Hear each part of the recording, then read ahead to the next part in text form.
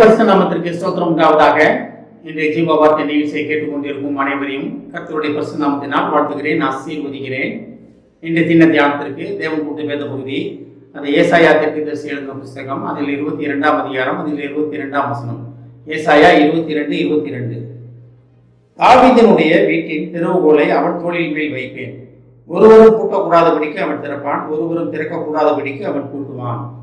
இன்றைய தினம் இதை கேட்டுக்கொண்டிருக்கும் தேவ பிள்ளைகளே, தாவீதின் திறவுகோலை தேவன் உங்கள் மேல் வைத்திருக்கிறார். வைக்கப் போகிறார் கிடையாது, வைப்பேன் அப்படின்றது நான் வைத்து விட்டார். அப்ப இதோட அர்த்தம், முழு அர்த்தம் என்னவென்றால், தாவீதின் அபிஷேகம், தாவீதின் ஆசீர்வாதங்கள், தாவீதின் காரியங்கள் உங்கள் மேலே இருக்கிறது.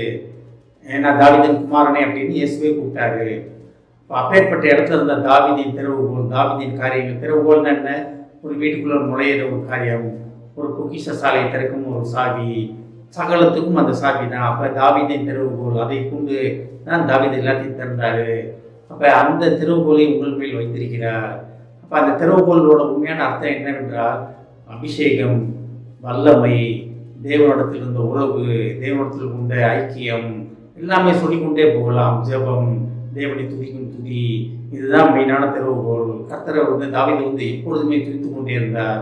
அவர் சங்கீதத்தில் பார்த்தீங்கன்னா, அந்த மேல் விலாசத்தில் பார்த்தீங்கன்னா, ஒரு சங்கீதத்துலேயும் அநேக சங்கீதங்கள் அவர் ரொம்ப சந்தோஷமாக அரியணையில் உட்காந்துருக்கும் போது எல்லாம் எழுதுகிற சங்கீதம் ரொம்ப ரொம்ப கம்மி.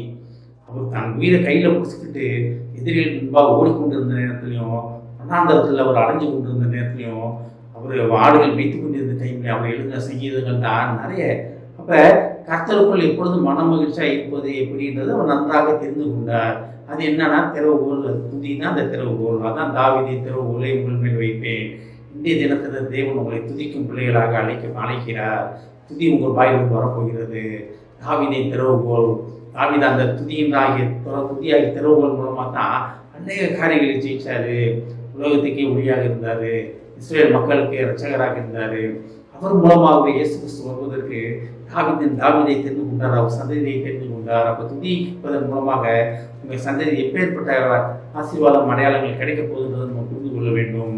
அப்போ தாவீதின் திறவுகோல் பெற்றுக்கொண்டீங்கன்னா, அந்த திறவுகோல் என்னென்ன வேலை பார்க்கணும், அந்த துதி என்னென்ன வேலை பார்க்கணும் பாருங்க. ஒருவரும் பூட்டக்கூடாதபடிக்கு அவன் திறப்பான், ஒருவரும் திறக்கக்கூடாதபடிக்கு அவன் பூட்டுவான். ஒருவரும் பூட்டக்கூடாதபடி திறக்கிறதுனா என்ன? உங்களுக்கு முன்னால் யாருமே எழுத்து நிற்க முடியாது. ஏன்னா துதிக்கும் போது கர்த்தர் முன்னால் கடந்து போய்கொண்டே இருக்கிறார். தலைகளை தலைகளை தகர்த்தெறியும் தலகர்த்தர் முன்பாகவே கடந்து செல்கிறார். படிக்கிற நம்ம வசனங்கள்ல.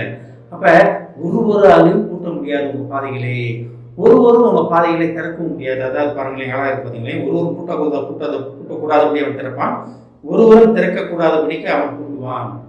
உங்களுக்கு எதிராக எந்த ஒரு காரியமும் நடக்காது. ஒருவரும் பூட்டவும் முடியாது. உங்களுக்கு முன்பாக பூட்டி இருக்கிற, உங்களுக்கு முன்பாக தடைகள், உங்களுக்கு முன்பாக தடைகள்னா என்ன இருக்குது? அந்நிய சக்திகள், உங்களுக்கு முன்பாக இருக்க சாத்தானின் சதி ஆலோசனைகள், அதற்கு முன்பாக அதுக்கு ஒரு கதவு போடப்பட்டிருக்கிறது. அதன் மூலமாக உங்களை எதிரிய அம்புகள் எதுவுமே உள்ள வராது. அதுக்கு ஒரு கதவு இருக்கிறது. அந்த கதவை யாராலையும் திறக்க முடியாது. அதே போல உங்கள் மூலமாக இருக்கிற ஆசீர்வாத வாசல் யாராலையும் பூட்ட முடியாது. எப்பேற்பட்ட ஒரு காரியம் பாருங்களேங்க. தாவீது திறவுகோலாகிய துதி நம்மகிட்ட இருக்கிறதா? இதை கேட்டுக்கொண்டு தேவ ஜனமே, தேவ பிள்ளைகளே, தாவீதின் திறவுகோலாகிய துதியை பெற்றுக்கொண்டு ஒருவரும் பூட்டக்கூடாதபடி திறக்கிறவரும் ஒருவரும் திறக்கக்கூடாதபடி பூட்டுகிறவருமாய கர்த்தரை ஆராதனை துதி மூலமாக துதிப்பதற்காக கர்த்தர் உங்களை அழைக்கிறார். ஆமென். ஜெபிப்போம். எங்களை அதிகமான அன்பின் பரலோகபிதாவே, தாவீதின் திறவுகோலாகிய துதியை நாங்கள் பெற்றுக்கொண்டதற்காக நன்றி ஆண்டவரே. துதி அநேக காரியங்களை உடைக்கும் என்பதை புரிந்து கொண்டோம் ஆண்டவரே. அநேக மூடிய வாசல்களை திறக்கும் என்பதை அறிந்து கொண்டோம் ஆண்டவரே. இனி ஒரு நாள் உண்மை துதிக்கும் துதி எங்கள் வாயிலிருந்து விளக்காதபடி நீர் எங்களை பாதுகாத்து கொள்வதற்காக நன்றி ஆண்டவரே. இதை கேட்டுக்கொண்டு ஒவ்வொருவரையும் ஆசீர்வதிக்கணுமாப்பா, ஒவ்வொரு குடும்பத்தையும் ஆசீர்வதிக்கணும் ஆண்டவரே.